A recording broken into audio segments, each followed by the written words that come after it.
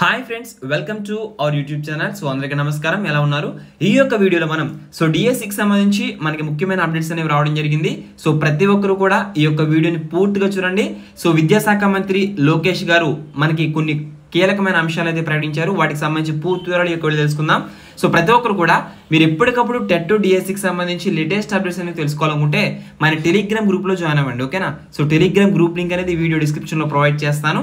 అయితే ఈరోజు మనకి డిఎస్సికి సంబంధించి అదొక టెట్ నోటిఫికేషన్ సంబంధించి మనం కొన్ని కీలకమైన అంశాలు చర్చించినట్లయితే కనుక GO 117 రద్దుకు సంబంధించి కూడా మనకి నారా లోకేష్ గారు ఈరోజు ఆ యొక్క విద్యాశాఖ మంత్రి గారిని డిఎస్సి అభ్యర్థులు కొంతమంది కలవడం జరిగింది.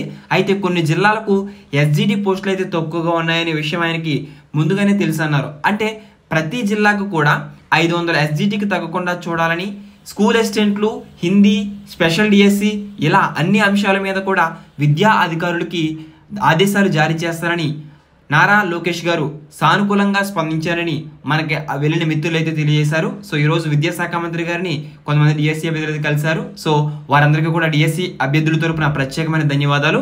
అదే విధముగా ఏదైతే మనకి డిఎస్సి అభ్యర్థులు ఉన్నారో వారికి మనకి ఖచ్చితంగా డిఎస్సి అభ్యర్థులు అందరూ ఆనందపడే రోజు 117 రద్దు కూడా వస్తుందని మనకి విద్యాశాఖ మంత్రి దానిపై కూడా సానుకూలంగా స్పందించినట్లు ఆ యొక్క సమాచారం అయితే రావడం జరిగింది. సో ఇది డిఎస్సి అభ్యర్థులందరికీ కూడా చాలా మంచి పరిణామం, ఓకేనా?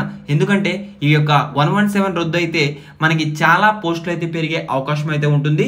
సో ఎస్జిటి కానీ, స్కూల్ అసిస్టెంట్ కానీ డిఎస్సి అభ్యర్థులకు కూడా అది ఒక ఊరటనిచ్చే అవకాశం అని చాలామంది డిఎస్సి అభ్యర్థులు టెట్ నోటిఫికేషన్ కోసం అడుగుతున్నారు. సో టెట్ నోటిఫికేషన్ అనేది మనకి జూలై 1న యాజ్ పర్ షెడ్యూల్ అనేది మనకి టెట్ ఎప్పుడు ఉండబోతుంది, డిఎస్సికి ఎప్పుడు ఉండబోతుంది అనేది క్లియర్ అండ్ కట్గా జూలై 1న మనకి షెడ్యూల్ అయితే రిలీజ్ చేస్తారు. సో ముందుగా టెట్ అనేది నిర్వహిస్తారు.